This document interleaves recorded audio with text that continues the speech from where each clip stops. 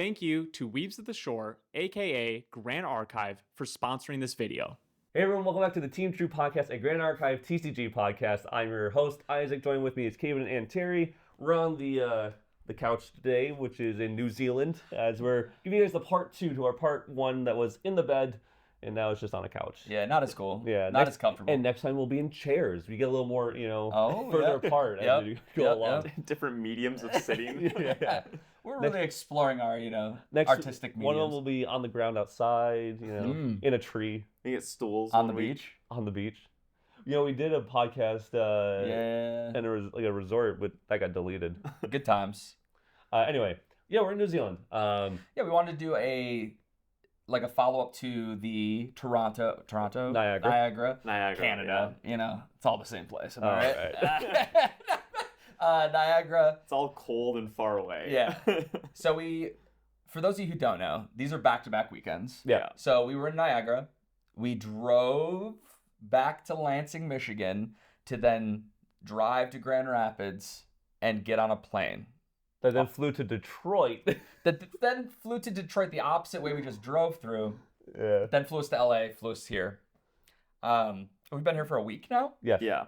So a lot of travel over 2 weeks. Definitely feeling exhausted. Yeah. We already talked briefly about Niagara. Mm-hmm. We covered day 1 in our podcast. So, let's actually talk about that a little bit then. Yeah. Day 2, you guys both were in day 2 with Crux Lorraine, and yes. I lost as always, my winning in on stream against Hyoka on the absolute Fire Merlin counter, Windrai. It's why you look so grumpy in the podcast part 1. Understandable. Yeah.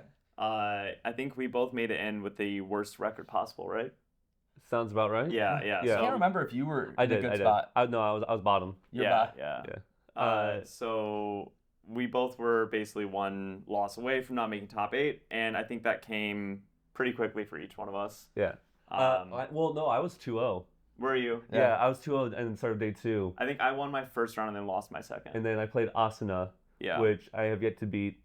Actually, that's not true. I beat him once at EU Nats day 1 or whatever it was, and then day 2 I lost, and then I lost him here as well, which we actually had a sideboard prepared for, and I just didn't see the staggering strikes when I needed them to slow him down. We went to a game 3. It was a close match overall, but just couldn't get there, and then I lost my final round, and which didn't because I lost my final round. I made against Corbin. I didn't make top 16. Gotcha. So, just missed the It is what it is. That's okay. I definitely felt that I didn't get to go to Boston, but this one again we didn't prep like we used to, right? And so the testing's much lower. I definitely felt it. The average competition's getting a lot better. Yep. And so you can't just show up and expect to win. Literally these past few cents starting at Boston felt like we were retired. Yeah. You know what I mean? We're showing up, we're there, but extremely rusty. Yeah, we're still doing well. It's just not our normal. Yeah. Even I just missing out felt like I was playing really well. I just got a little unlucky. Yeah. And that's something we're going to talk about, especially after New Zealand, is just kind of this meta and in this podcast. So anyway, Toronto ended for us. Stop yawning, man. Niagara. That's the Toronto game. Yeah. It's the Also, same place, bro. come on, man. You started this podcast saying how tired we all are. Stop yawning. You're good. Bring that energy up. So we fly here to Ascent, Auckland. Is yours recording? Oh, it is. My bad. Yeah, it's recording. I just gonna see the red light. Yeah, it's recording. Sorry about that. Yep, that's all right. You're colorblind. It's good. No, I literally can't see it from here. It's perfect. The angle, I can't see you. Yeah. Well, we're trying a little jank setup today. If you guys could see where the camera is, you would laugh. So we flew here, got to hang out a little bit. We are a block away, side note, where we're staying in this motel. Cheapest place we could find. Yeah. So it's a little cheap, but cool. it's fine. But what's super worth it is we are a block away from our favorite Thai place in Auckland. Yeah. And so we were able to eat that Thai food every day. Every single day. Every single day we walked 1 block to go get Thai food for food. So awesome that. But then we got to see a bunch of our friends here, and we love coming to New Zealand. It was a little bit of a smaller event, right? 126 players. Yeah, it's 125. 125. They dropped someone. Oh, 125. So, that's kind of standard, I think, over here in New Zealand. Yeah. They're pretty small. Yeah. But there was. Did you know that? At least someone told me this. I have to check. Yeah. But this was the highest average elo ascent ever. Yeah. There was a lot of very good players here. Way more than I expected, to be honest. It's because it is so condensed, so you just have less like locals showing up, and so because a lot of people will travel over here, the average elo becomes a lot higher. Yeah. Yep. So that's pretty cool. Yeah. And we played. You guys stuck with Crux Lorraine.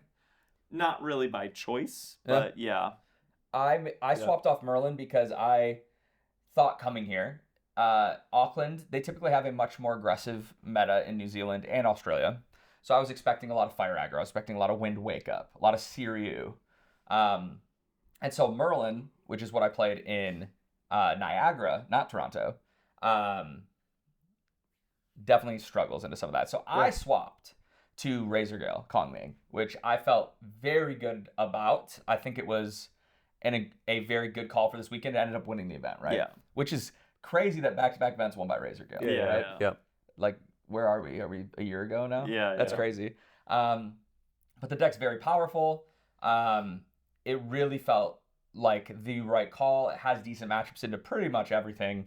For me, I definitely had the one bad thing about playing a deck that revolves around 4 cards in your deck that you have to find is that if you don't find them, it's very hard to win games. And I was a little on the unfortunate side of not being able to find my Razorgales. So still felt like I played really well. The tournament, I beat a lot of really good players. And I lost some good players too. But I didn't make day 2. You guys, on the other hand, made just a couple of baby changes. Yeah. Added Cheshire Cats to the main. Changed the sideboard a little bit. Like mainly just ratios, but yeah, added the Cheshires over a couple cards in the main. Yeah. I feel like there was like 5 cards changed at max between main and side. I'm pretty sure. And Crux Lorraine, I think, is still a very strong deck, obviously. It has... it's not doing anything new. It's not doing anything flashy. It's not... it doesn't have any towering, like, this is a free matchup. This is free. Yeah. This is free. It's pretty middle of the road. Which I think is, like, very solid in a meta like we're seeing where it's so open. We talked about this. Going into day 2 after 8 rounds of Swiss, you played against 8 different decks? Yeah, I literally played against 8 different decks day crazy. 1. Yeah, so did, like, multiple people I talked to. That's so wild. Do you know how many you played against? I don't. I don't know off the top of my head. Unfortunately for me, I think I played against 4 Siriu. Yeah. So that was unfortunate because that matchup is pretty rough for Razorgale. I also played against 2 Wind Wake Ups. So, like, what a weird... So, pretty interesting run through for me. But I think that I was literally an anomaly. Everybody else was like, I played against 7 different decks, 8 different decks. So this meta is just wide open. I think overall I played against 10 different decks. Wow. Of the 12 rounds I played, I played against 10 different decks. Yeah, that's wild. I can't remember what the other 2 were, but yeah. You played against like all sorts of stuff. I watched you play against like Water Diana. Yep. I was trying to think of some of the weirder decks you played against. So I think round 1 I did against Windari. Mm-hmm. Round 2, I really don't remember what that round is. I keep forgetting. And then I played against Water Boots Diana or whatever. I played against Fire Slimes. I played against Wind Crux Lorraine in my final round. That was that one. Faiza. I played against Suzaku. I played against I don't know, something else in there. Razorgale for sure. Razorgale, yep. You played against Merlin. I watched you play the Mirror, but they were on Sword of Saints Vow. Yep. So it was like a different variant of Crux Lorraine. Yeah, so... A lot of different decks. Really, yeah, a lot of different decks, which is really bad for if you're trying to prepare for a tournament. Yeah. Because, we had sideboards and stuff like that, but, like, honestly, I never played... There's half the cards in my sideboard I never brought in. Yeah. And it was just unfortunate for that to be the case because like I just have dead cards that could have been used for something else that gave me a better edge in a different matchup. Right. And like you guys were talking, like I don't think you played against Winsiriu. I did. Or you did play against played against Windsor, you didn't play against and Windsor. my sideboard cards did nothing, unfortunately. Yeah. Because I remember talking, one of you guys was like, yeah, man, I sided Immolation Traps. Yeah. But like you didn't play against Siriu ever. I never actually used 4 Immolation Trap, 2 Flame Wreath Call, and then I only used my Staggering Strikes and my Surreptitious Schemes once each. Like they were big wins, quarterfinals and semis. Oh, for sure. Yeah. No, I mean, it did end up being... oh, no, that's not true, actually. I did bring Staggering Strike in twice. Okay. So those were definitely like very useful. But yeah, I mean... Dev Blows were the only card that I actually brought in all the time, used very often, and then Staggering Strikes were used as much as a sideboard card should be, and then Scheme was literally in there for one match that was important, but also could have just been like my first round that didn't matter. You know what I mean? Like, I don't know. Sideboarding for this event sucked for sure. Yeah. It's definitely feeling like more of a luck based format compared to previous ones, just because you cannot build a good sideboard. You can't, like, deck building right now is more forgiving than normal metas. Because if you go into a more of a closed meta, you can put a lot of time in and figure out what cards are needed for what matchups and, like, what to prioritize, right? Like, if we were in a more closed meta, I probably would just not sideboard cards for Windsor and just say, I'm probably just going to lose that matchup. It is what it is, but I'm going to prioritize having these sideboard cards to make these matchups way better. Mm-hmm. But like I can't really do that in this format, right? So it's just like it becomes a lot more awkward.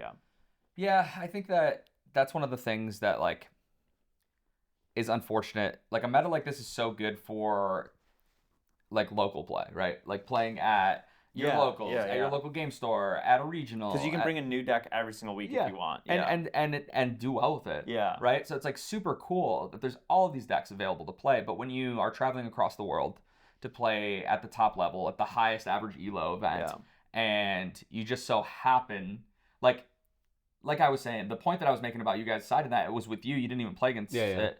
And like, but you had all these cards for it. But if you would have had my run and played against 4 Sirius, you would have had those cards, right? Yeah. And so that's the crazy thing. And in a meta, like you said right now, this meta specifically, with a lot of the cards that have come out, a lot of the decks that are kind of gravitating to the top of the tables, unfortunately, like the skill expression of this format is much lower because it comes down to I've never played so many games where it's a, do you have it? Yeah. And it's all the time. It's like, does Wind Waker just kill me?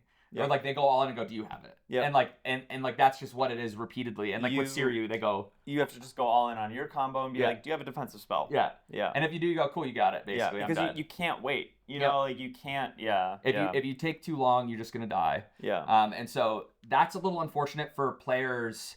I know that I personally really try to play towards the skill expression side of things, and so it's a lot harder when the meta doesn't allow that. Yes. So same. So definitely though, like I said, made me realize a lot of things. Definitely made me want to prepare more for big events than we have been. So try to find that balance now that I'm no longer working. We have more time, so we can do content easier. We don't have to like squeeze everything in.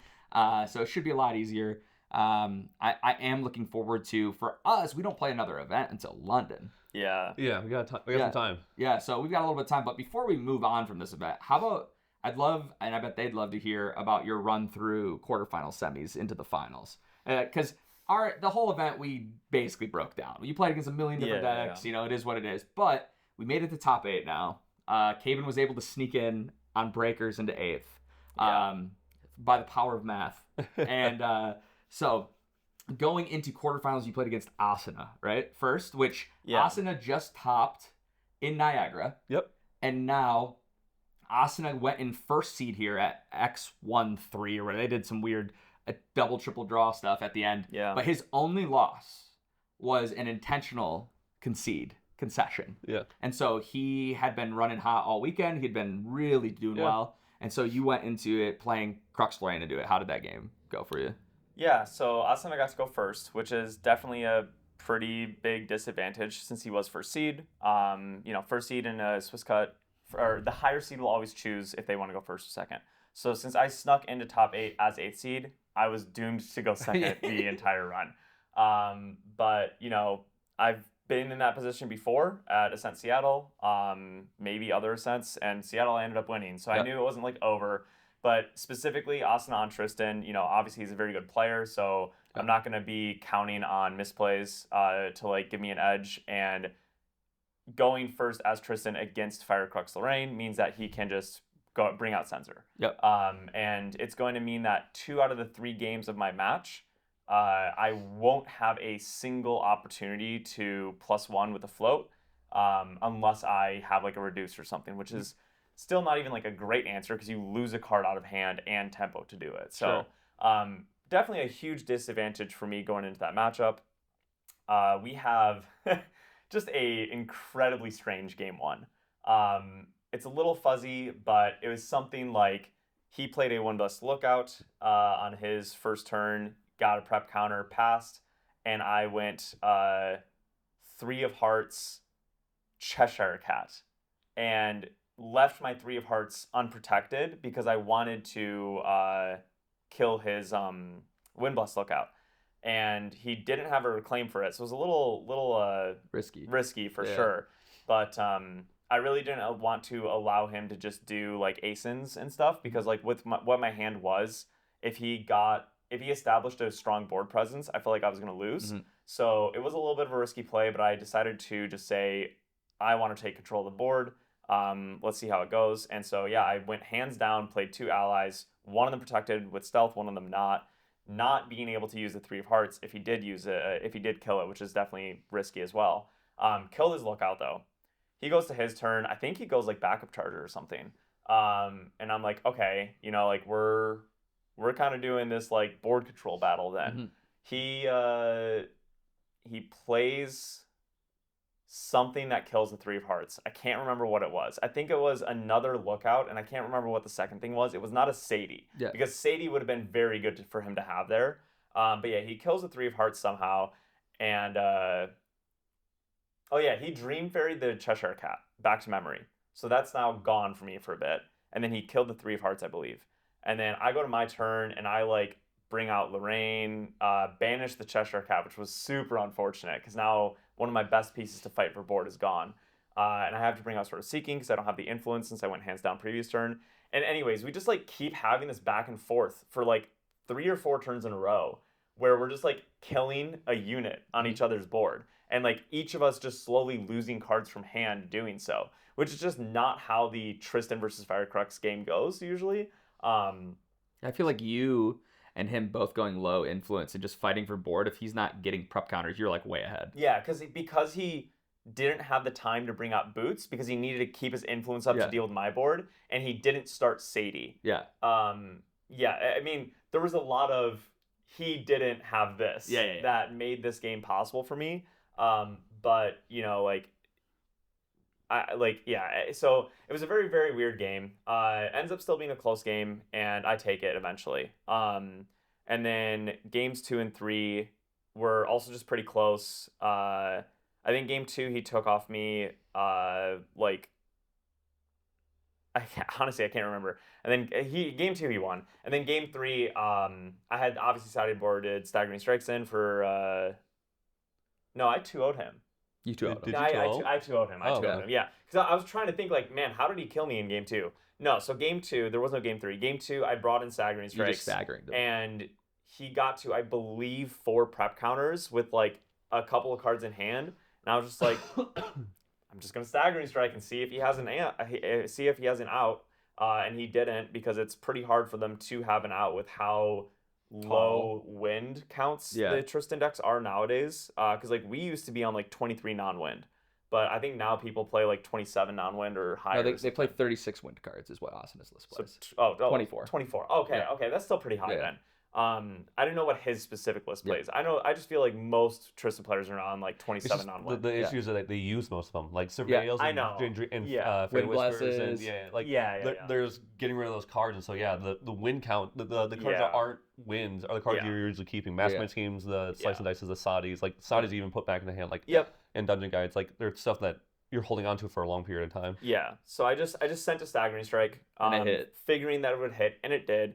That's like definitely one of the reasons to play Lorraine is I think the Tristan matchup is pretty decent because you can get a 2-attack sword out and also combine it with the staggering strike all by turn 2 if you needed to. Yeah. And so like stopping a 5 damage hit is pretty hard. Yeah. And then you get to remove the 3 prep counters, which was just massive. It completely changed the game. Yeah. It meant that he couldn't level up fast. And I just eventually got there. But he actually was 1 prep counter short of killing me in game 2. And he made a slight misplay of not picking up a Sadie when I brought out a prismatic edge. Yeah. So I killed his Sadie with the prismatic edge. So he lost an influence because he couldn't pick it back up and add it to his hand. And he also didn't get a prep counter from that. So that did cost him the game. So it was nice that there was a little bit of skull expression. Yeah. I genuinely think that Game 2 was one of the best games I've ever played of Grand Archive. Like, I saw some really, really good lines, and I was really happy with how I played it all. I did draw better than him in both Game 1 and Game 2, I think. But it's a little bit of matchup with the staggering strikes, and I didn't misplay much, I don't think. So, like, it was nice. It was still, like, a little bit of skull expression, but I did draw better. So that definitely helped. And then, so beat him. I was his only loss throughout the whole event. So kind of feel bad about that. It sucks when like you're going into top 8 that hot, basically technically undefeated, and then you lose in round 1 single elimination. So Asuna got a little robbed because he did play very well. I mean, like the Sadie thing was like a slight misplay, but like you could argue that it was also correct. He probably had like different interaction in his hand that he was like considering, and he's like, I think I want to hold this up instead. Or maybe there was something like that. No, he just Veiling Breezed, but he could have picked up Sadie and then Veiling Breezed. Sure. Yeah, so because he had 1 card left after Veiling Breeze. Gotcha. Yeah. So it wasn't something like that. No. Gotcha. So it was just a slight misplay. It was a slight misplay, but it was a kind of hard line to see, and also like you could argue that he didn't want the 3 damage to go face. Yeah. And so I mean like. He played exceptionally well in our games. Yeah. We had weird games. If he had tried to pick up Sadie, couldn't you in response ascensioned? No. And killed the Saudi, then he wouldn't be able to Veiling. And he goes maybe. Yeah, I can't remember how many cards I had in hand. So maybe it wasn't a misplay at all. Yeah. It was. It ended up being a misplay, but it's a hindsight 2020 probably. Yeah. Like he played very well. We were both aware of. We were playing very well. Yeah, it was a good match. I had top a lot 8 of fun. was pretty. It was like 7 unique decks. Yeah, I think so. Yeah, there's 2 Crux Lorraines, but then everybody else. Yeah, and two different variants. So it was just like in Niagara, it was 7 too, but it was 2 Crux Merlins. Yeah. So that's kind of cool. Yeah. So you beat them, and then you played against Wilson. Wilson next, and we did play on stream, which I was surprised because he had just been played on stream with Lime. And usually they don't go back to back. Yeah, for top 8, you usually show different matches, so that was a little weird. But game 1.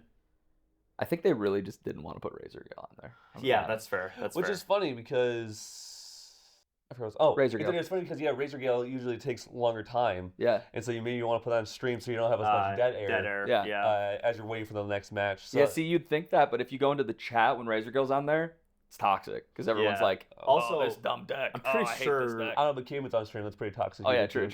This guy sucks. Boo. I'm pretty sure me and Wilson took longer than the Razor Gale matchup. Yeah, so you did. That was nice. Did you? Yeah, we did. Yeah. They ended because Peter had already won. Yeah. When they got done. I couldn't remember. So I played against Wilson on stream. Game 1. Oh man, I'm not really remembering this very well. He got you. You can watch it on stream. Oh yeah, you can literally watch it on stream. He got you with double fireball. That's all it was. Oh, that's right. Yeah, he just got you a double fireball pretty easily. That's right. Yeah. So game 1, clarify something in case the casters didn't mention it or whatever. There was a little bit of like weirdness at the end of game 1. So just to clarify for people that didn't know what happened, Wilson showed me a fireball. Yeah.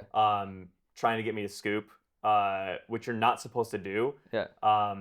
And so I just asked him to not do that again. Nothing like super. It wasn't malicious or anything. Yeah. Like nothing. He knew you were dead, and he was just like, "Hey." Yeah. Like if it was a Swiss round and you're trying to play fast, like you're not supposed to do it. Supposed to, but like it's a little more understandable than like on stream untimed. Yeah. Right. Right.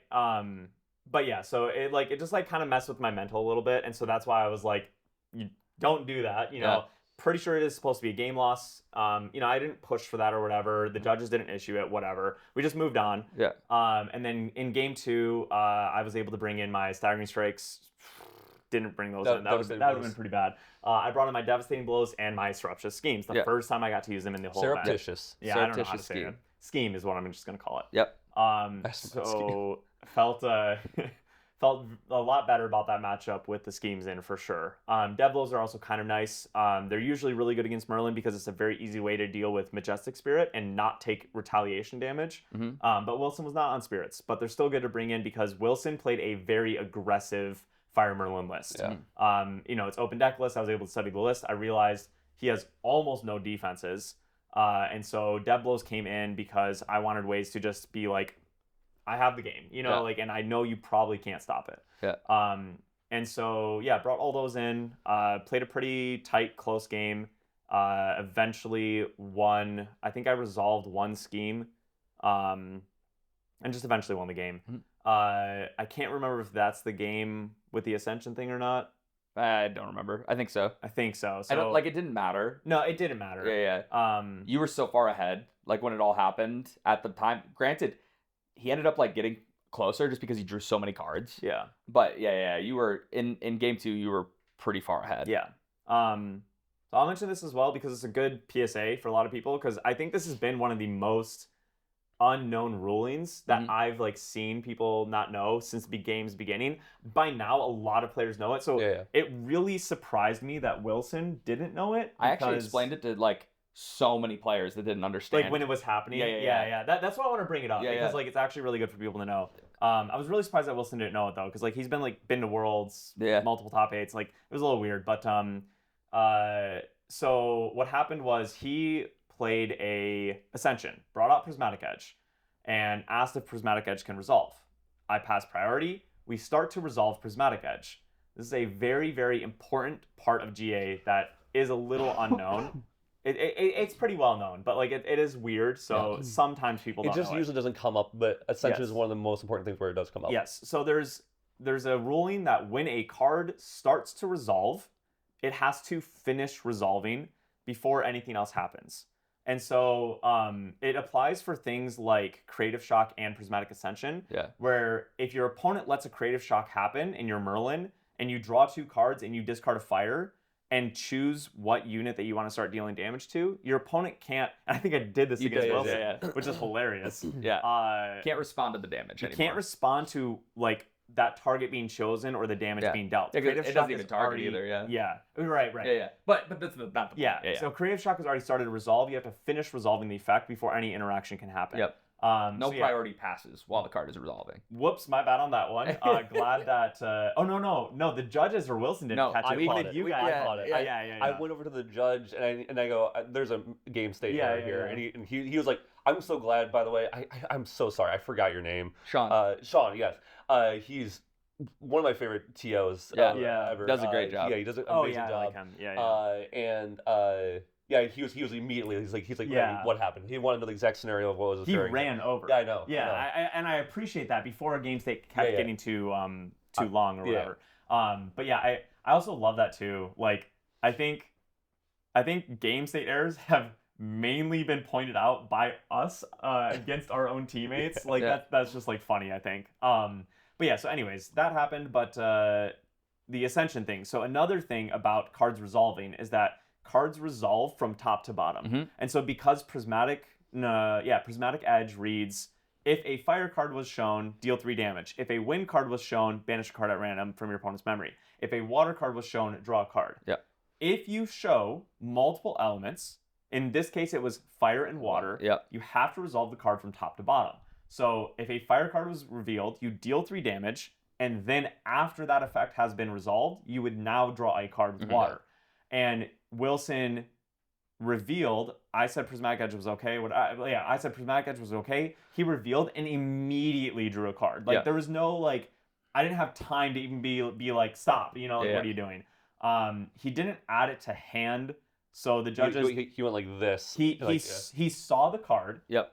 He did not add it to hand, so it was identifiable what the card was. Judges gave him just a warning, which I don't know if that's right or not. I don't think it was. Whatever. Yeah. It's probably about right. Yeah, I mean, it would just get a warning. But the reason it matters, and the reason this whole thing is, he had 3 cards in hand. Yes. And you had a Fluffy and a Cheshire Cat. Yes. And so maybe he wanted to kill the Cheshire Cat, right? Let's say he plays Rending Flames. Or hit my face. Or hit your face. Or like, but you have a Fluffy that's protecting you right now. Yeah. He has 3 cards in hand. And he doesn't play Rending Flames, but let's pretend in this world that he did. Well, he plays Sudden Strike. He does play There's Sudden Steel. So the way that it's relevant is because if he draws first and sees a Sudden Strike, he might kill the Fluffy and then hit me face. Yeah. If he draws and sees a Stalwart Shieldmate. Yeah, he might go, okay, I need to Cheshire. Just defend, kill the Cheshire, play the Stalwart. Now your board can't kill my my Taunter. So or Fireball. And then face. Yeah, right. And so that's why it's like actually incredibly relevant. And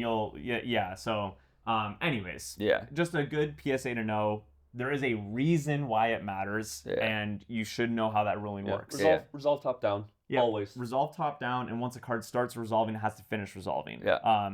Because that came up for me multiple times this weekend. I accidentally missed out on Creative Shock. 'Cause honestly, I almost always forget that. Yeah. I do that. It's so bad for me. Because also it's very rarely do people actually do the 2 damage from creative. That's because in today's day and age. It's always so early on. You're playing Creative Shocks, and you're usually not mage. That's why I always forget it, because I've never played like Fire Crux Merlin Mage where the Creative Shock would be relevant in a big event. I've never played a deck where I'd be able to ping with Creative Shock. Yeah. And then it usually doesn't happen. Yeah.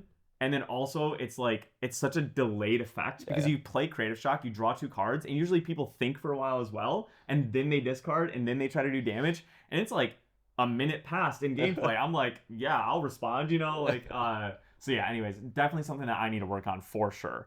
But yeah, I also had people, when I would do Prismatic Edge, after very clearly allowing all the opportunities to pass, we'd reveal, I'd pick damage, and then they would try to stop that damage. I'd be like, I'm sorry, you can't do that now. So yeah, a lot of things. Rulings are important. Maybe we should do another rulings video for GA sometime. Maybe we will. Yeah. Even if it's rehashing some old ones. But anyway, you beat Wilson. Long story short, beat Wilson. Yeah. Great match. Like the things. Game 3, you scared me and Terry. Yeah, we thought you were falling asleep. You looked like you were falling asleep. Everybody was like, yo, Caben is tired. Yeah. Everybody was talking, because not only do you look like you are the most bored person in the room, playing in the semifinals of this ascent that we're at, but you literally keep you do this. You're you do your little rub your face. Yeah. Yeah, you do that. Full face. And you were doing that and opening your eyes a lot and then you go back to being really bored looking. I was doing all of that, and it was working. Yeah. So I wasn't tired, but I probably looked like I was barely surviving. Yeah. So everybody's like, dang, he is tired. Plus you dungeon guided at the end. This is the moment. Game 2 was one of the dungeon guides. Oh yeah, actually both games. Yeah. Game 2 and 3, you dungeon guided in Game 2 and got rid of a rending and you put on rending commission or something else, and you kept a DG in hand. Yeah, and you dungeon guided the 3. Yeah. So you didn't need the other dungeon. Yeah. And then Game 3, we saw you put down and get rid of a devastating blow. But it's because you had 3 of them. We didn't know that. Nobody knew that. Yeah, and we're like, dude, no, that one was fine. The rending one was a misplay, 100%. Yeah. But yeah, we just thought you were tired. We're like, man, I hope you can get through this. Dude, I went into that. Oh no, that was the next one. Never mind. When I went into the finals with Peter, I brought 6 cups of water with me because I was just I know it helps me stay awake and stuff. So yeah, anyways, so yeah, good match with Wilson. Very tight, very close. Yep. Sideboard cards really helped. Scheme's an amazing card. Good card. Took it. So that was pretty awesome. Yep. So then me and Peter, EMP. Yep. Huge shout out, by the way. Isaac and I were Peter's cheerleaders all the way through top 8. By the way, we kept saying you could beat Caven. You could do it, because Peter was like, dude, if I make it to the finals and play against Caven and lose again, he's like, I just don't know if I'll be able to keep playing Grand Archive. Yeah. But no, dude, you got it. It's easy. Yeah. We also told him, just miss the first 2 triggers of Razor Gale, and because it's going to tilt Caven. Yeah, and then just get in his mental, bro. Right out the gate. And then it'll be fine. It would tilt. Yeah. No, but I mean, Peter, like round 2 of day 1, he was talking about how he just wanted to drop and go to Hobbiton and stuff. He wasn't having a good time playing the deck and everything. So very funny that he made it all the way to the finals, because I also wasn't having a good time. So, and didn't like my deck. So apparently that's just the secret. Yeah, it's the secret. Play a deck you don't like. You heard it here first. But yeah, so me and Peter got to get a little bit of a rematch. So Ascent Seattle, I was 8th seed. He was 1st seed, right? I can't remember. He might have been. Yeah, he was at least a higher No, he wasn't seed. first because I don't know. I played against 1st seed in round 1. Yeah. So he was 4th or 5th seed. Okay. So no, 2nd or 3rd. So it might have literally been the same. Because he was 3rd at this one. 2nd, 7th. 2nd, 7th, 3rd, or 6th. He was probably 3rd because we met in the finals. Third and 6th. He was probably the 3rd. Yeah. So we had a literal exact repeat of Ascent Seattle. Where I barely snuck it. Yeah, because I also barely snuck into Ascent Seattle, and I barely snuck in here. Like it was a sneak in 8th spot each time as well. So yeah, we get to face each other in the finals. Him on a slightly favorable matchup, which was the same in Seattle. Him going first, which was the same in Seattle. And then I think he won game 1 and lost game 2, which I think was the same in Seattle. So after game 2, he just took like this big deep breath. He felt it. And he went, man, I'm definitely having some trauma right now, or flashbacks right now, or something. He was like, man, this is just like way too much like Seattle. Deja vu, man. And but so anyway, so we have a side note. He is on Razor Gale. I am on Fire Crux. I've played a couple of Razor Gale throughout this whole event. Every single match, every single game, my opponent has started turn 1 Razor Gale. In this Kong Ming version of the deck, you really only need 1. I have lost many games in testing. We ran like 4 matches before the event, but I've lost a lot of times to just one single Razor Gale, even on a 28 health champion with clearance. It is pretty rough. So it's not like old Razor Gale with Vanitas where like you really need to see 2 to like win the game. My opponent starting 1 Razor Gale was traumatic for me because it's all I needed, right? And so Peter does start turn 1 Razor Gale, games 1 and 2. I win one of them, he wins the other. One of them he won with like a ton of Tempest Downfalls and like really good clean lines. Peter played phenomenal throughout the whole thing. And then in game 3, and you can see me game 1 and maybe even game 2 being like, oh, come on, when he starts his Razor Gale, because Peter and I are very friendly. Like I was super excited to be playing him in the finals. We're not sweating as much, you know, like we're having fun with each other and stuff. So I wasn't like BMing him or anything like that, or like actually raging. It was more of just like a back and forth. And I've told him that every single person has started Razor Gale every single game turn 1 against me.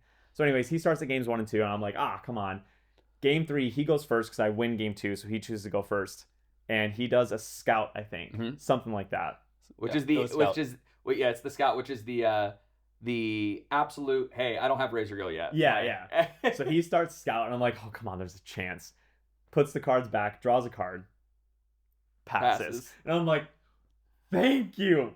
Like, one time during this whole event, my opponent doesn't start turn 1 Razor Gale, and it's in the game 3 of finals. I'm like, this is it.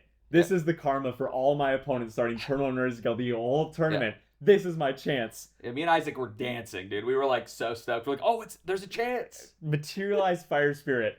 Draw 8.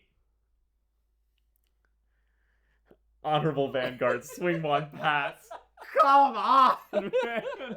It's so bad. Like, not even a cremate to like force him to go censor and slow him down. Just nothing. Just like a completely dead hand. So because I didn't cremate it, because I'm not threatening anything at all, he just goes back up charger, starts digging, and just starts cycling. Gets a Razor Gale on turn 2. You know, like, and the game's pretty much over after that. I actually did like come back. It was a little close. You were threatening. I was threatening. Very aggressive. I chose not to go Clarent because I wanted the game to be over. He just did this really well thought out huge Tempest Downfall turn. It definitely just kind of reminded me of my match with Asuna, where we both played very well. There was a very, very small amount of misplays. I'm not sure of any that I made during Asana, but I'm sure I did some that I didn't realize. Sure. And then I think he really only did like one, and so like very skill expressive game. But I just drew a little better than Asana. Yeah. And I think that was exactly how the match against Peter went. It was a pretty skill expressive game. We both thought out our lines very carefully, chose to do what we thought was best, and he just drew a little bit better than me, I think. Yeah. There was a lot of Tempest Downfalls played in that game 2 and 3, or game 1 and 3, or hit whatever. Double Rictus in game 3. Yeah. Back-to-back Rictuses into triple Tempest Downfall. Yeah, it's pretty good. But I definitely do not want to take away his win from him, because like he sat there on that lethal turn in game 3, and he like started doing the math and was like, I think he started doing the math for like a minute or two. Yeah. And then was like, whatever, like let's just try it or whatever. And then he was like, no, we're untimed. Let me do the math, and like thought out this, like, I mean, if you watch that game 3, the kill turn, that was a very, very well thought out kill turn. Like, yes, he high rolled me, but he found the high roll, and that's like something like important to mention, because like I do think that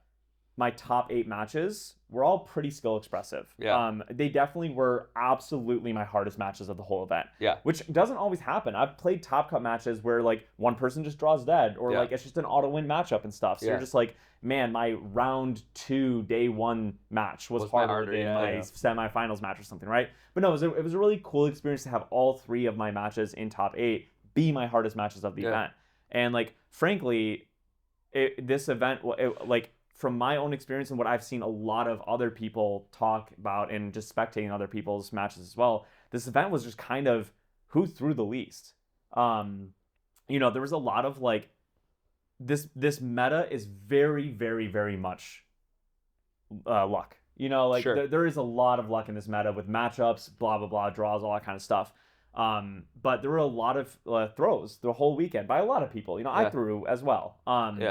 And it was just like interesting to see that, because like there was a lot of skill, even though there was a lot of luck, because it did come down to who threw less, who misplayed less, which is what you're looking for in a tournament. So it was this really weird mix this weekend of all luck and all skill. Like very, very odd. But yeah, good event. Yeah. Huge congrats to EMP Peter on his first win. That is truly the like most happy I've been for someone beating me. Like it would have been awesome to not only get a gauntlet spot, which would have been cool to have already. But it would have been cool to win my 5th event. Like that'd be neat. Because I've done 3 cents so far and 1 nationals. Would have been awesome. But no, I was super happy for Peter. Like we've had a super friendly rivalry so far. I was just happy that he didn't lose to me in the finals again after like repeating almost the exact same situation as Seattle. Yeah, no, it was cool to see the SoCal dad get his dub. Take home the first Fire Spirit to SoCal, because they only have Wind Spirits. That's crazy. Funny. Yeah, so that was pretty cool. Nice. Just excited for those guys, and big congrats. American finals, can't be upset with that. So we, very exciting. Obviously, congrats to you two. Second place is great. Thank you. Yeah. Auckland's top 8 was 2 people from the States, 3 people from Australia, 2 people from New Zealand, and 2 people and a German. A German. Yeah, that's right. Yeah. 2, 3, 2. German. Yeah. That's a very for all around the world. Yeah, from being from New Zealand, it's quite the diverse. So super cool event. Ran extremely well. Yes. VIP was super cool. Yeah. They really did a great job. There's bubble tea. For those of you who don't know, you guys have been missing out. Go to New Zealand's next event. I want to shout out the judges too. So they really stepped up their game. Yeah, like not in a mean way, but there has been some issues with judging in New Zealand in the past. They were growing and learning. Yeah. And seeing where the judge team is at today, especially the head judge, really, really huge growth. Yeah. And so big shout out to you guys. They killed it. Thank you for putting in the time and effort and the passion to make it a well-run event. Obviously, there's some weird judge things that happen at every single event and every single people TCG. are going to miss things. Literally worlds. But they were on it. They were in the last rounds where sometimes some shady stuff can happen at the top tables. Judges were sitting at every table waiting for the end saying, hey, we need your card. You don't get to talk about it. Yes. This is it. Your game's over. Time's been called. Whatever. There was no shadiness happening. It was actual I mean, there's always things. There's always going to be things that happen. I heard someone in day 2 ask, "What's in it for me if you win?" And you're not supposed to ask that. Don't ask that. Don't roll dice. But there wasn't a judge nearby. They were not their fault. Yeah. And whatever. Yeah. So. But for the most part, judges did a good job. So definitely, like you said, shout out to them. Yeah. It was a fun event. We're excited to go home. We are not playing another major event for Grand Archive until London. We will not be at Auckland. We will not be at Auckland. A lot of people ask and are very surprised. Yeah, but we are taking a little bit of a much-needed break. We've been traveling nonstop for a long time for this game. So to take a little bit of a breather, play a little bit of Riftbound, have a little bit of fun. Riftbound, yeah. We're going to be shooting tons of GA content still. So and Riftbound content. And also Riftbound content. So stick around. Keep checking out the channel. Thanks Weave to the Shore for sponsoring this video. Thanks Weave to the Shore for sponsoring this video. Our next week podcast will be all about spoiler season, which I know people have already been messaging me. Oh, what about this card? Oh, tell me about this card. Did you see our spoilers? Norm Spirit. Go watch our spoiler video. It's crazy. I'm so excited that we get to talk to people about that now. So we're going to dive into that. Isaac and I have been brainstorming that Spirit and decks that you can do. We're probably going to talk about that. So stick around. There's going to be tons of cool competitive conversation and vids coming your way. Thank you guys for listening and again for all the support. Everybody here in New Zealand, it was incredible to get to hang out with you guys, especially all the Patreon champion members. We met so many Patreon members here. Yes, so many. Yeah, thank you. This is not possible without you guys. You guys get to see what you guys make possible, which is us being able to travel the world and come and play this. So thank you guys for making it. And we'll catch you guys next week. Yep. Yeah. Peace.